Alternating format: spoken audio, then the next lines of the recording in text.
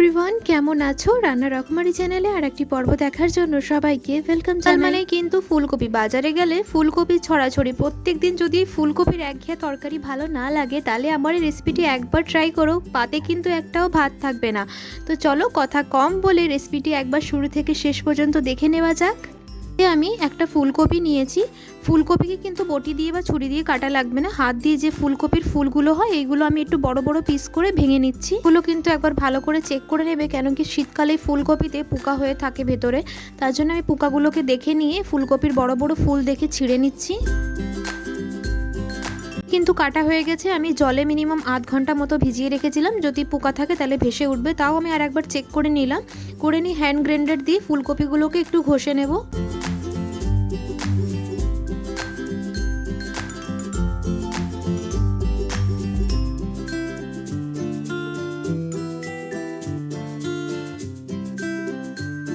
গ্রাইন্ডারে দেখো ফুলকপির ফুলের কোনো অংশই খুঁজে পাওয়া যাচ্ছে না, একদম গ্রেট হয়ে গেছে।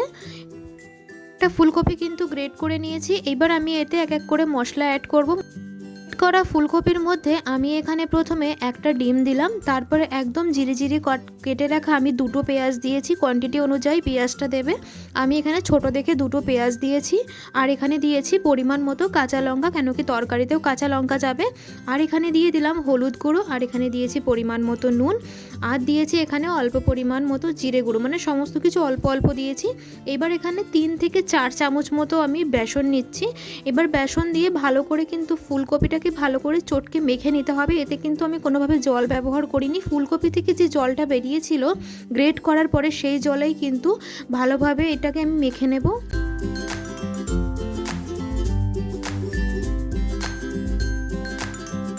ফুলকপি মাখা হয়ে গেছে, এটাকে সাইড করে আমি ততক্ষণে মশলাটা তৈরি করে নেব।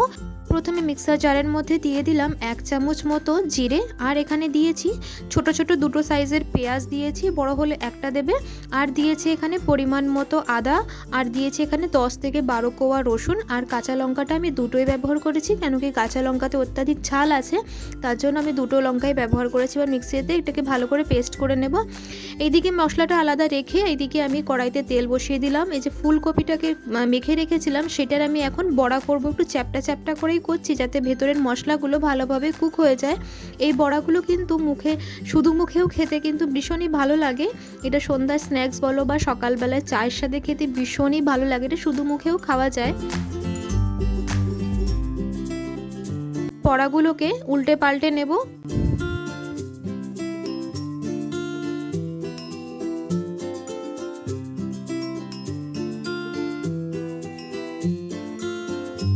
তো বড়া ভাজা হয়ে গেছে। এবার আমি এক এক করে বড়াগুলো তুলে নেব। বড়াগুলো কিন্তু খুবই মুচমুচে হয়েছিল, শুধু খেতেই কিন্তু বেশি ভালো লাগছিল।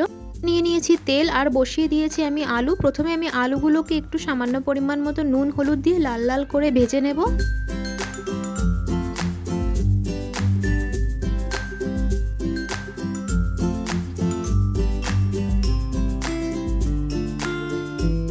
কিন্তু আলুগুলো লাল লাল করে ভাজা হয়ে গেছে। এবার আমি আলুগুলোকে নামিয়ে নেব।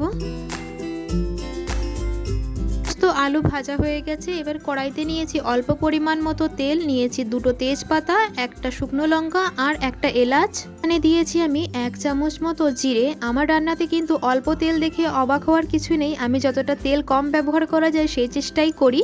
তারপরে যে মশলাটা পিষে রেখেছিলাম সেই মশলাটাকে আমি তেলের মধ্যে ছেড়ে দিলাম, মানে জিরেটা একটু ভাজা ভাজা হয়ে গেলে এবার ভালো করে মশলাটাকে কষিয়ে নিতে হবে। এটা দেওয়ার 2 মিনিট বাদেই আমি এখানে ছোট ছোট করে কুচিয়ে রাখা টমেটো দিয়ে দিলাম। এবার টমেটো দিয়ে মশলাটাকে ভালো করে কষাতে হবে, টমেটোগুলো ভালোভাবে গলে যায়। গ্যাসের ফ্লেমটা মিডিয়াম করে কিন্তু আমি মশলাটাকে ভালোভাবে কষিয়ে নিচ্ছি।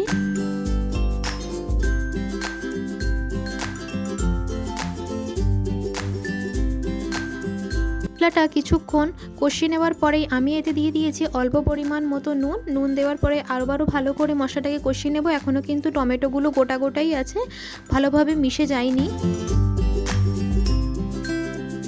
প্রত্যেক দিনের রেসিপি যদি তোমাদের ভালো লেগে থাকে প্লিজ একটি লাইক করে দেবে। তোমাদের একটি লাইকে কিন্তু আরও বেশিভাবে আমি মোটিভেট হতে পারি। এখানে দিয়ে দিলাম red chilli powder, just colour আনার জন্য।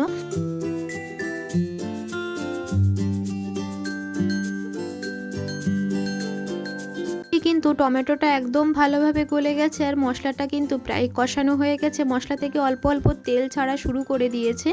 এবার আমি এতে ভেজে রাখা আলুগুলোকে অ্যাড করে দেব। তেল ছাড়ার পরেই আমি আলুটা দিচ্ছি, কেন কি চন্দ্রমুখী আলু ভাজতে ভাজতে অনেকটাই গলে গেছে, তার জন্য আমি একটু সবার শেষে আলুগুলোকে দিয়ে 1-2 মিনিট মতো আর একটু ভালো করে আমি কষিয়ে নেব। দেওয়ার কিছুক্ষণ আগে আমি এখানে দিয়ে দিলাম 1 চামচ মতো টমেটো কেচাপ দেওয়ার পরে 1 মিনিট মতো আর একটু ভালো করে টমেটো কেচাপকে আলুর সাথে মিক্স করে নেব। মশলাটা কিন্তু ভালোভাবে কষানো হয়ে গেছে, আলুও দেওয়া হয়ে গেছে। এবার আমি এতে পরিমাণ মতো জল দিয়ে দেব।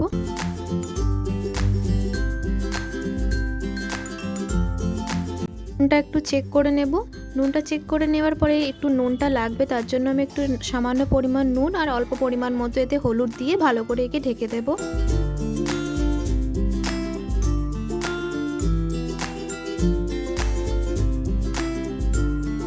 মিনিট বাদে ঢাকনাটা তুলে দেখে নেব আলুগুলো কি ভালোভাবে গলে গেছে কিনা।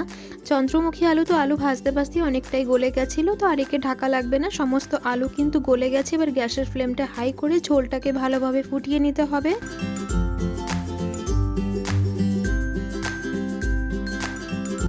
মিনিমাম আমি 3 থেকে 4 মিনিট মতো ভালোভাবে ফুটিয়ে নিয়েছি। এবার ভেজে রাখা বড়াগুলোকে এক এক করে খুবই আস্তে আস্তে করে কিন্তু ঝোলে ছাড়তে হবে, না হয় ভেঙে যেতে পারে। বড়াগুলো কিন্তু শুধুমুখী খেতে কিন্তু বেশি ভালো লাগে। এই বড়াগুলো ভাজতে ভাজতে আমাদের বাড়িতে অর্ধেক শেষই হয়ে গেছে। এবার আমি বড়াগুলোকে ঝোলের মধ্যে ছেড়ে দিচ্ছি। গ্যাসের ফ্লেমটা কিন্তু মিডিয়াম রেখেই ছাড়ছি।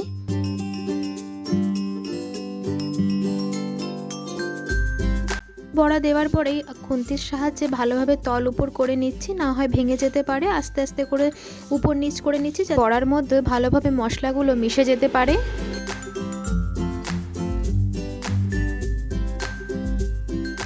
আমি এখানে দিয়ে দিলাম অল্প পরিমাণ মতো গরম মশলা দেওয়ার মিনিট খানিক মতো আবারও আমি কিন্তু ভালো করে ঝোলটাকে ফুটিয়ে নেব। নতুন স্বাদের নতুন রেসিপি কিন্তু তৈরি হয়ে গেছে। উপর দিয়ে ধনেপাতা গার্নিশিং করে দিয়ে তল উপর করে নিয়ে এই ঝোলটাকে ভালোভাবে 1 মিনিট মতো ফুটিয়ে গরম গরম পরিবেশন করে নেব।